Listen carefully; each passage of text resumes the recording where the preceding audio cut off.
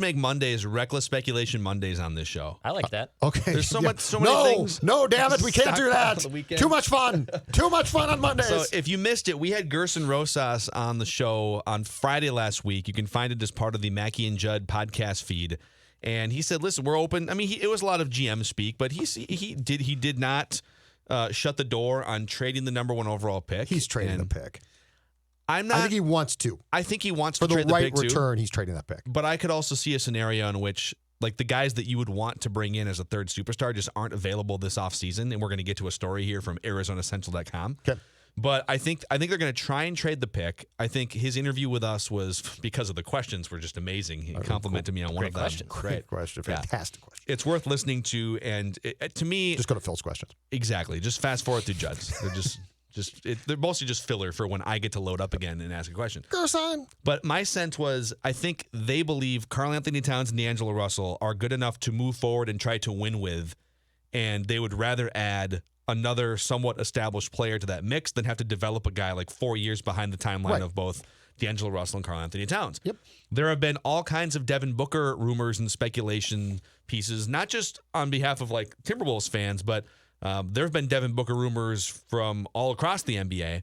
ArizonaCentral.com.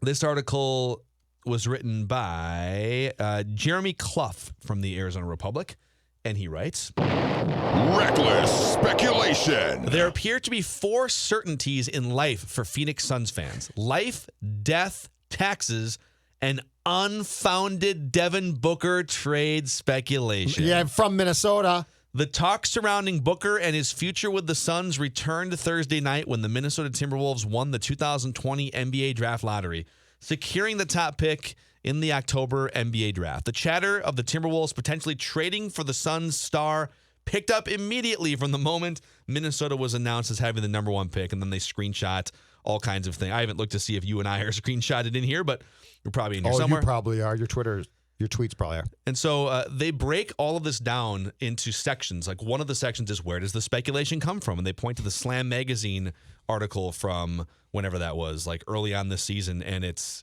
the 3 buddies, Karl-Anthony Towns, D'Angelo Russell, and Devin Booker on the cover, talking about how much they love each other and want to play with each other at some point. Yep. We got to do this again when we're all on the same team, Russell joked toward the end of the day in their group interview. And the quote here that I think is the most intriguing is when Devin Booker was asked about, hey, playing with your brothers and the speculation of you guys all 3 being in the same place at some point now that D'Angelo's with Kat. And the quote from February is from Devin Booker: Karl and D'Angelo together, I'm happy for those guys. Obviously, 2 of my closest friends that I've talked to a lot. I'm happy that D'Angelo is in a home now. I feel like he's in a place where he's going to stay. He doesn't have to worry about where his next city is. He's in a place that wants him very bad and is going to use him to the best of his ability. I'm just focused on this team. I think everybody knows that.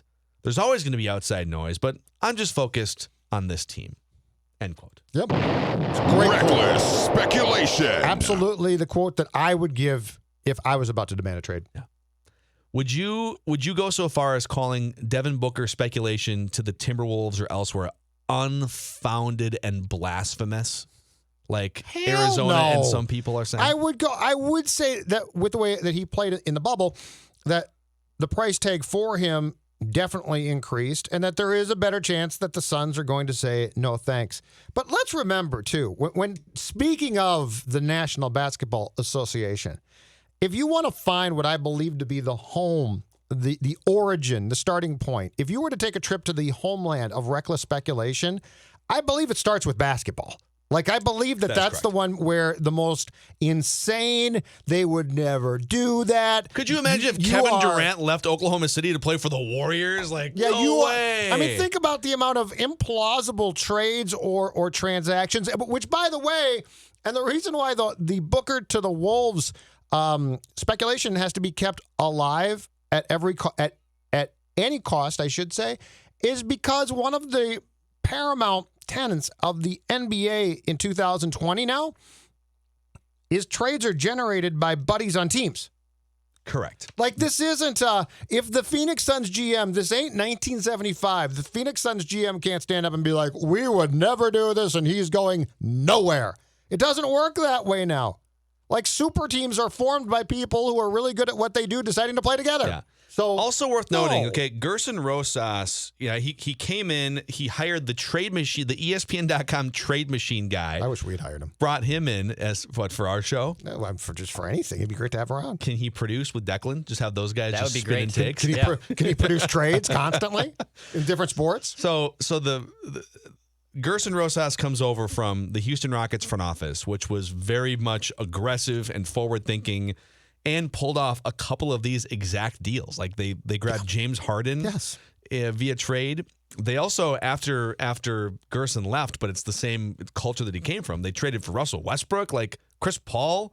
So the team that Gerson came from is pulling off on a regular basis these unfounded, wild speculation deals that have made the Rockets into one of the best teams in the NBA. Mm-hmm.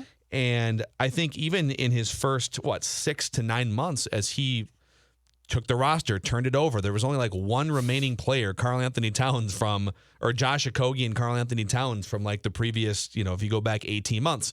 But you have to remember, Gerson Rosas traded Andrew Wiggins, okay? The biggest albatross contract and flop in recent league history, not named probably like Kwame Brown or Anthony Bennett in terms of top picks.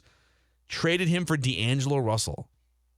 Period. Yeah. Like this dude already made he made a trade that we thought would never happen, which is Andrew Wiggins for something of substance. Mm-hmm. And instead of just getting like, a good bench role player, which we all would have taken for Andrew Wiggins, he got a second superstar that's better than Andrew Wiggins. So I'm not putting it past him to pull off a move that could at this time seem unfounded and reckless to speculate on. This is going to be driven too, I think, to a large percentage by Booker himself.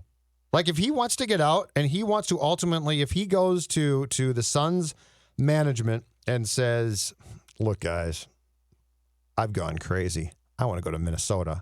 And they're like, no, we would never do that. And he's like, okay, then I'm going to slowly but surely make your lives a living hell until I get what I want, which is what players do now. Like that's why you can't dismiss. This is one league for sure, where I think it's absolutely irresponsible not to recklessly speculate, but to dismiss it. There's been too many goofy things, way too many goofy things. And by the way, I applaud them all, and they're fantastic. Dude, Paul George facilitated a move to the Clippers very recently. So this stuff happens when you're talking about the top 20 to 30 superstars in the NBA. And contracts in the NBA, the max contract is 5 years. It's not like some of these other sports where Bryce Harper signed a 13-year contract in Philadelphia. Joe Mauer here in Minnesota signed an 8-year contract with a no-trade clause, and it's just not feasible in any way to trade those guys. In the NBA, the salary cap prevents teams. Like there's teams in Major League Baseball that just flat out wouldn't be able to afford Bryce Harper's contract if they even opened up for a trade. In the NBA, all these teams are profiting because of the salary cap, and so that's not a hurdle. The length of contract means players, like the shorter length of contract means players have more leverage to say, well, I'm out of here. If you don't trade me, I'm out of here. Remember Carmelo Anthony, 8 years ago now, when he wanted to go from Denver to somewhere else, and the Knicks wound up trading for Carmelo Anthony? Mm-hmm. He flat out said 2 years beforehand, I'm not going to play here in 2 years. I'm going to give you 2 years notice because I love you guys. I love Denver. Anthony Pelicans, Davis right? is another example. Same exact thing. So I'm gone. See you. Now, Bye. obviously, Devin Booker has 4 years left in his contract, and so the Suns have more leverage over him than some of these other examples.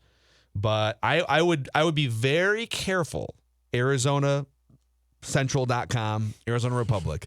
I would be very careful to get haughty and suggest that there's no way. Right. Yeah. There's no way. Don't try and calm the fears of your fans. And in fact, I would urge you to flame those fears. Yes. Flame the flames. Reckless speculation. Anyhow. And we've been on both sides of it too. So look, we know the good and we know a lot of the bad. So that is your Timberwolves reckless trade speculation for the day. And there's going to be stories like this popping up. The draft is in less than 2 months. This is going to be a super fun 2-month period for Timberwolves fans and any fans of reckless speculation, which we are the purveyors of. We are your reckless speculation leaders in the Twin Cities. You want reckless speculation? You know this ain't gonna happen. How about reckless trade speculation? For the